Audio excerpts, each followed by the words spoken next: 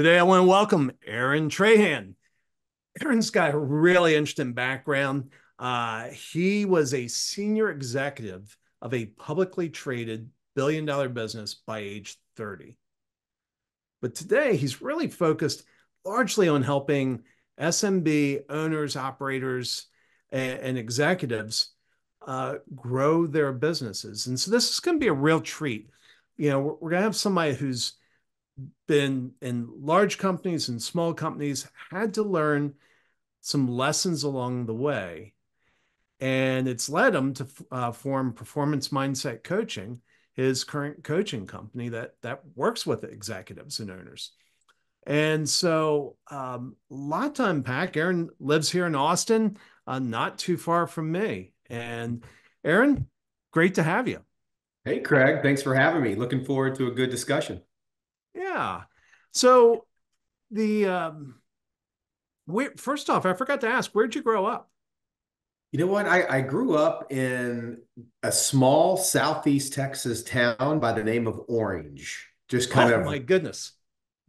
I'm talking the furthest southeast point you can get. A lot of people call it the armpit of the country. It's just kind of right there at the Gulf of Mexico and Louisiana border.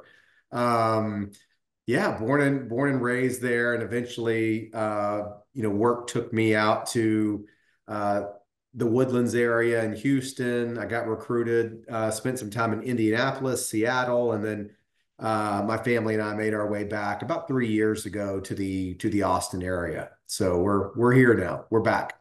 Wow. You know, and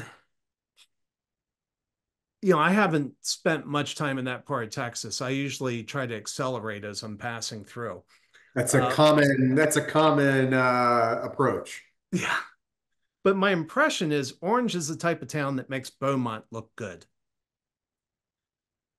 Well, it's kind of one of those where growing up, Beaumont was kind of the big city for us, right? Little Orange didn't have a whole lot. So Beaumont was our kind of big city. But yeah, I think in terms of yeah, I think there's different aspects to it. Now, full disclosure, it was yeah, great, small, tight-knit community. It was kind of one of those everybody knew everybody type of thing. So not sure I could live there today, but certainly value the upbringing that it afforded. And so one of the questions that's in my mind is, and I would imagine nobody, growing up envisioned you being a senior executive in a billion-dollar company by age 30. Hmm.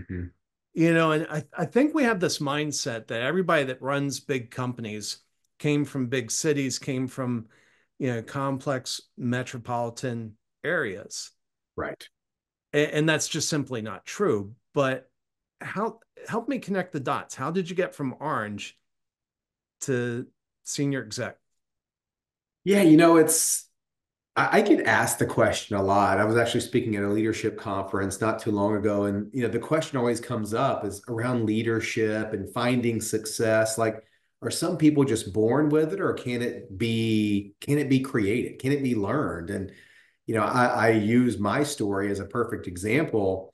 I think if you were to go back and interview my teachers, either in elementary, hell, even high school, right?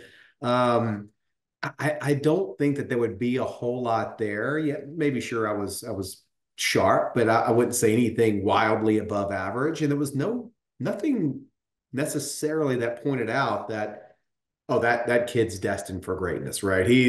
I didn't graduate high school and go to Harvard. I didn't get into one of these elite institutions. But I think the message is when you can just stay curious, when you can commit yourself to being a lifelong learner, it really is a sustainable competitive advantage that you can always give yourself. Um, and so for me, while I was in college, I was able to get an internship at a company that was actually headquartered there in Beaumont, and kind of got to see how the inside of a corporation works. The company just so happened to be going from being a privately run family business to IPOing on the Nasdaq. So I got to see that that transformation. And I really did just commit to being the best student in the room. And what I learned very quickly, kind of what led me to that point to becoming a senior executive was, there companies value different things, but I think kind of one of the skill sets or attributes that's pretty widely universally valued is just the ability to get things done. Yeah. And I, for whatever reason, was able to connect those dots very early on, make the right relationships, understand from a zoomed out perspective how the whole machine worked, and really just prided myself. I was willing to run through walls that other people wouldn't. And as a result, I was able to get more done and execute at a level that very few others were able to.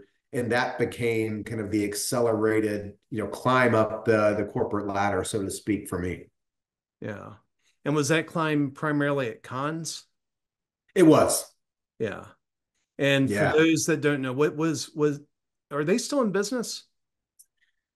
It's touch and go. Yeah, I think it's an interesting time period for the company, but yeah, they've had some strategic missteps over the years. So not the company it once was, but yeah, I mean, at one point in time when I joined the company, it was a small little regional appliance and electronics retail store that we were able to grow to a kind of a multi-regional 170 stores across 13 states.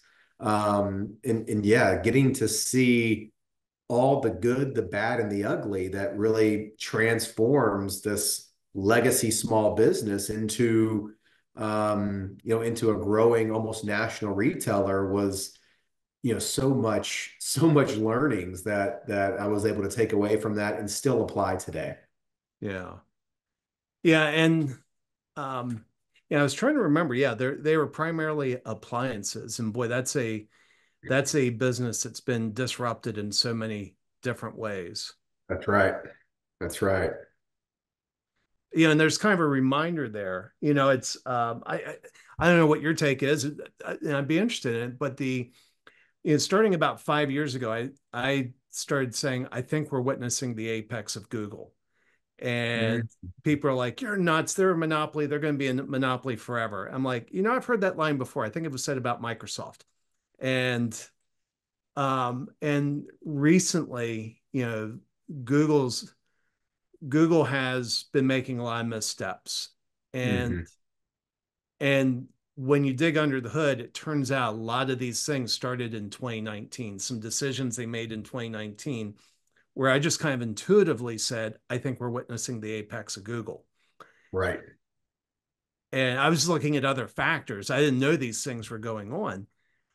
But I think that's the risk, you know, uh, is it's I don't know what's your perspective? How do companies like Conn's and Google get it? And Google's still very strong. Nobody's calling for the death Sure. of that. But how do these companies that were once juggernauts like Conn's, how do they fall? What happened? Yeah, I think the big lesson here is how success can breed complacency. And the second that you think that you're the exception, oh, that'll never happen to us. We're a high flying company. We'll never get complacent. Um, there are no exceptions. Complacency is going to show up, and it's going to stress test your culture of. And look, this is a universal rule. It happens in life and sports and business. You see championship teams cite all the time how much more difficult it was to try to repeat as champions than it was to win the title the first time. You mentioned Google, but there's other ones. I mean, Fortune 500 companies say the exact same thing, that maintaining and sustaining, either number one market share or industry or sector dominance is far more difficult than it was kind of getting to that position in the first place as an underdog. And so I think what you see lack in so many of these organizations is just the spirit and the underlying foundation of the culture being that of continuous improvement. Because once you kind of reach whatever level you're striving for, it's like what's going to be that thing that keeps pulling you forward, that keeps you, wanting to innovate, that's willing to accept some risk, maybe even willing to disrupt your own business to stay ahead of the curve as you get bigger, as you become more successful. It's just a byproduct that you become a bit more risk averse. You now want to take the foot off the accelerator a bit and maybe start opting for cruise control in some areas.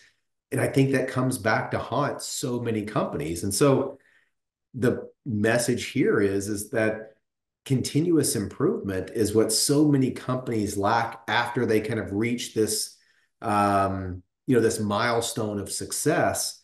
And the second that you think you have it all figured out, the second that you think you have your market locked down, I mean, the graveyard is full of companies that you go back 40 years, 30 years, 20 years, and you think about some of the name brands of companies back then that people couldn't fathom not being at the top of their field, whether it was Sears, whether it was Sony, whether it was, GM Ford, you name it. But you go back 20, 30 years ago, and some of these company brands, like people in that point in time could not imagine Sears not being the biggest retailer, Sony not being the biggest electronics brand. The list goes on and on and on, but nobody stays number one forever. You hear Jeff Bezos talk about this at Amazon all the time, is that someone is going to come and take our position one day. It's our job to prolong that as long as possible by staying committed to continuous improvement, to challenging all of the status quos, never get stuck in positions within the company of doing things just because the way that this is all just the way it's always been done. And that's hard to do after you have success, to take that type of view of continuous improvement on the business when so much is already working. But what's working is in the past, that same level of success is not guaranteed looking forward. One of the examples I think of when you were talking, the iPod was the product that made Apple wildly profitable. They were barely profitable until they came out with the iPod. Then they were wildly profitable. You could argue it saved the company. Without the iPod, there may not even be an Apple today. Yeah, yeah, absolutely. Absolutely. And then over within a very few years, Steve Jobs set about destroying the iPod business. Right.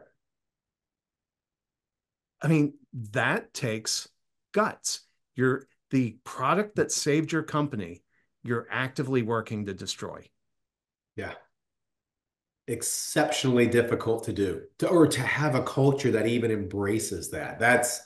That's why Apple is Apple, and so many others, like some of the ones we've already named, never continue to find that next level after the next level. It's because, yeah, there's this risk aversion that's being adopted throughout the organization. We got to protect the golden goose. We just got to maintain. We're now at a place of just maintaining and just kind of keeping the status quo.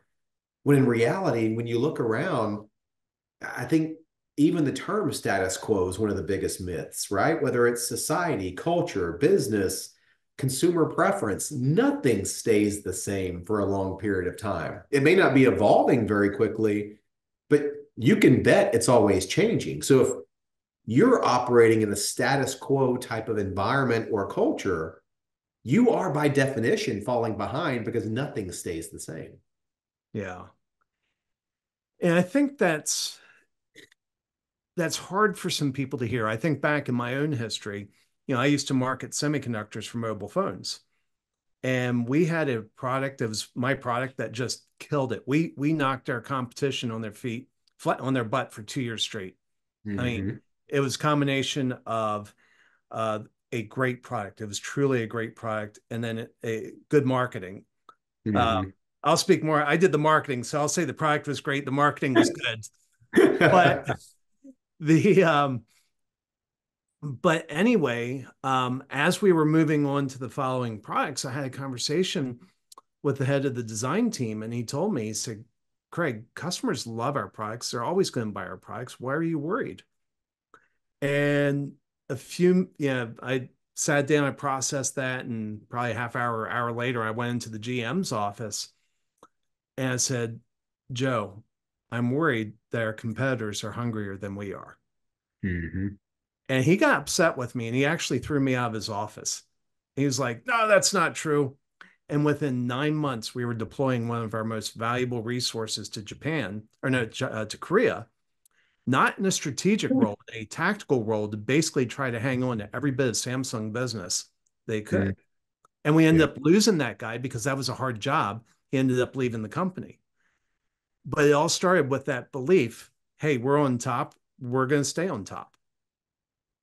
Yeah, I think it was Andy Grove from Intel, right, that has the famous quote of, only the paranoid survive, right? And I think having that healthy dose of paranoia of, are your competitors coming for you? Are they getting close? Are they doing things you're not doing? Are they hungrier than you? Are they pushing harder than you? Are they innovating more than you? Um, yeah, it's success has a way of really softening the senses and making you believe that you have it all figured out. And look, all businesses, whether you're Apple or a small business or an entrepreneur pre-revenue startup, but all businesses are all made up of the same thing, and that's people. And so when you look at what are the small little microcosms that form a culture of complacency after success, it starts with the people. And I talk about this all the time with those that I coach. It's I have them rate themselves on how effective they are at receiving and gathering constructive feedback because I think it's so important. And so when you look at what happens with leaders inside of a business, the same thing applies. After they reach a certain level of success, they develop a tendency to start listening more to the things they want to hear while losing the willingness to listen to the things that they actually most need to hear that would help them continue to improve and develop. And so it kind of starts with the people there. Once you reach this level of success, the business is growing, the leaders are collecting nice bonuses and feeling good about themselves. That's where it starts. And then it rolls downhill. So if you have a leader that's now kind of sliding into the comfort zone, only showing up, maybe giving 30 to 40% of their full potential, not pressing as hard, how do you think the teams underneath them will start responding? Do you think they're going to show up, and do you think they're going to be hungry and pushing the envelope and really wanting to shake things up? And no, and so it's a pervasive kind of cancer that spreads from there because all businesses are made up of people. And this same thing that we're talking about on the company level is exactly what happens on the individual level after those individual leaders reach that certain level of success, is where kind of the ego really starts talking. Look at what you've achieved. You've got it all figured out. This is now easy, right? And so that's when they become a bit less open to constructive feedback and want to point to the track record. Look at what I've done. Look at what I've achieved. I'm good. I don't need to hear how I can be better. And that's exactly where it starts. That's why the Blackberries of the world couldn't see Apple coming. It's why the Kodak couldn't see the digital photography market coming. It's why Blockbuster couldn't see Netflix coming. It's because when you think you have it all figured out is the very second that you're at risk of getting knocked off that top spot. Yeah. Well, you mentioned BlackBerry, but in 2007, when the iPhone was introduced, Nokia had 50% market share of mobile Mm-hmm. phones. Now you Yeah. can't buy a Nokia phone. No, no. And the BlackBerry CEO is famous for saying at a conference, is like, well, the iPhone's a toy. Businesses will never adopt it. Right? Yeah, it's, and I think and that's a really, really smart person. That's a really, really successful person. That's a really solid business leader that said that. So Yeah. what was behind that statement kind of goes back to the very start of this conversation. That is what shows up when success breeds complacency. And it's the same, it just happens over and over and over again. So let me ask you, you talked about the example where somebody on the leadership team is delivering 30%. And so this has to be the really hard thing. Let's say you're the owner, executive operator of this company, and you see one of your guys is not performing like he used to. And you look at him and you would not be where you are today if it weren't for him based on his prior acts. That's right. And he's probably a good friend of yours. You're probably doing, in the course of doing business, you probably became closer friends, not more distant friends. Mm-hmm. When you're coaching somebody, how do you coach them to have that conversation? Or what do you coach them to do? Yeah, I think it's kind of understanding why, because everybody is operating in an effort to optimize something. It could be that they're just burnt out. They've just kind of got nothing left and they're just trying to make it to the next vacation. It could be issues that they're dealing with their leader. They may not be getting the right clarity, the right context, the right understanding on direction. So they're operating from a position of paralysis a bit. So there's a number of different things what that causes it. But I think the first thing is it kind of goes back to that important point we talked about earlier. I think when you see something like that happening, it's actually worse for you to ignore it as compared to having the difficult conversation and providing the feedback of just saying, hey, you're not, I've seen you at your best. I've seen you operate at your highest level and you're not there. Like, is there something going on? Is like there a reason you're not the same level that we've seen you at before that's kind of got you to this level. And I think those conversations in a lot of cases are missing. And it could be for a lot of different reasons, but I think it also can show up as a symptom of the culture or the environment. And so what is the standard? What's kind of, I think every team, every organization kind of has that standard of excellence. And is what the organization trying to accomplish, is it going to be that gravitational pull that's stretching people to perform at their best? Or is it allowing people to just stay under the radar and kind of operate at that 30%? And so I would say it's more impactful for the leaders above to see that on the teams below them if they're that's where it has to start, right? Because if the leaders above them are seeing these different what I kind of call complacency spots starting to pop up, that's just got to be addressed as soon as possible because you have to know that because of the way gravity works, things roll downhill much faster than you're able to push them uphill. So if we're talking about a leader and he's getting, feedback from someone underneath him versus feedback from someone above him, there's only going to be so much that a subordinate's going to be able to say or do to kind of kickstart them back into the high level. But if the higher level leaders are driving the standard, they're making sure that everybody is really stretching for that continuous improvement. That's, I would argue, is more important because when you have those spots of complacency, that person may have a team of 5, 10, 15, and it almost becomes that pervasive cancer. If they see their leader acting that way, they're going to start acting close to that way. And if they have teams underneath them, and so I would say as a leader at the top of an organization, the top of a company, you almost have to have a 24/7 radar for it because if you have any leaders around you that are operating from a place of well below their potential, not coming anywhere close to playing at their highest level, you need to think about the compounding effect because people will always mirror their leader, good, bad, or indifferent, right? And so if you see one of your leaders doing that, you should automatically and accurately assume that there's probably three, four, five others that are acting that same way that's underneath that leader.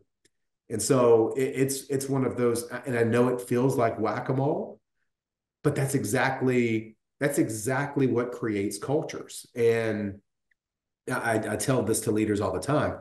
It's not about any fancy wall mural that you have painted. It's not about what shows up on posters or in your email signature. None of that in reality actually matters. What matters when you're trying to build a culture comes down to two things. Is and it's going to be what your organization sees you tolerate and what they see you not tolerating. Those two things will have an outsized impact on the behaviors that shape your culture more than anything else. So if they see leaders two and three steps above them, letting their leader perform it basically on cruise control, that's your culture, not what's painted on the wall. Yeah. You know, when you were saying that, it reminded me of there was somebody who 1099 who would come in a couple times a month and do some work. And they just really weren't up to the job. And for a variety of reasons, I never wanted to cut them loose. And I Mm-hmm. remember one time, Elena, who works for me again, was sitting there and she gave me this look. And I can still feel the pain of that look. And the look said, Mm-hmm. Craig, these are not the type of people you hire. And I just felt horrible, you know, Yeah, and that's, I think, part of the tough thing is when you're making these decisions, you know, you're not making it just for the immediate person affected. You're making it for the benefit of the entire team. that's right. Yeah, and I work with some smaller businesses who are really starting to ramp up hiring. And one of the things that we talk about a lot is how can we preserve the culture, right? And I think an exercise that we go through is what, forget the resume, forget the experience. What are going to be those three, four, five, six attributes that you're looking for around culture fit? And then everybody who interviews this person, if you look at your workforce or your employee base here, and it creates this baseline, whatever that is, the goal should be with every person that you hire at all levels, are they going to be above that baseline level? Meaning on those things that really matter to your culture, the right attributes, the things that you're hiring for on culture fit. If you can make sure, or at least the majority of the time, with every new employee you're bringing on, from an attribute and characteristic standpoint, they are moving that baseline up. That's one of the single best things that you can do to preserve your culture. But if you don't even know what those key attributes or characteristics are that make your culture great, there's no way to screen for it. There's no way to hire for it. And so it becomes a roulette game where you hope the person you're bringing in is going to enhance the culture. You hope they don't destroy it, but you're not taking a very systematic approach to it. And so I think that's one of the most important things, especially as a company grows from 5 employees to 10, 10 employees to 15. Like those are such major moments for the business because that's going to be an ultimate deciding factor of what your culture is going to look like 12 months, 18 months, 24 months from now. So getting those early hires right can make or break, or at least make your life easier or harder with creating the culture that you feel is going to be able to help you generate the best results. And so I think it's understanding what you're hiring for outside of job description, outside of experience, outside of resume, but what type of person works best in your organization that's going to be a culture enhancer, not a culture deteriorator. I think one of the best things that small business owners can do is get very clear on that. Make that known, share that information, make sure that's not just tribal knowledge stuck in the owner's mind. Promote what makes a great employee with the organization so that everybody knows it. And when everybody refers their friend or whatever else, they know why. It's because there's a great culture fit with the right attributes. And then if experience lines up, that's even better. but I think it's just making sure you get the right people in the organization. Yeah. Well, Aaron, this is amazing. Um, I've got a dozen more questions I'd love to ask you. I think you have a lot of wisdom to share with folks, but we do have to wrap up. Yeah, I think people should reach out to you. You clearly, you have a lot of wisdom. What I like is that you're able to take, the what you learned in the larger billion-dollar business and see how it applies on the smaller businesses. hmm, So, how should people reach you? yeah. I think there's two ways. One would be on LinkedIn. Would love to connect and engage. I'm constantly sharing this type of content where I'm just hoping to add as much value to my community as possible. So that would be the first way. And then to get more details on my particular approach and methodology and exactly how I help executives and entrepreneurs and business owners, you can always go to my website, which is performancemindsetcoaching.co. And yeah, and connect with me that way. And what I'd like to also offer your audience, if they are interested in reaching out, I like to just kind of provide a value add that if they do want to schedule some time with me or connect, I'd be happy to walk them through what I refer to as a performance breakthrough assessment that really covers the four key areas that best determine a leader of any shape or size, their effectiveness to getting better. So I'd like to extend that invitation out to your audience for those that may be interested in connecting. No, I hope they take advantage of that. One thing that we didn't have time to dig into is the little bit that I've learned about you is you believe in systems and processes. Right. And I think that systems and processes are powerful if you want predictable, repeatable results. That's right. And we didn't have time to talk about that at all. So I hope people do reach out to you so they can learn more about that. No, it's a great statement to end it because yeah, I think focus and consistency are superpowers. And if you leave it up to random or leave it up to chance, life's always going to win. If you don't have a system in place, being consistent and focusing in the right areas, you have better luck putting a note in a bottle and throwing it in the Gulf. Well, Aaron, thanks for sharing that on Leaders and Legacies. Thanks, Craig. I appreciate it.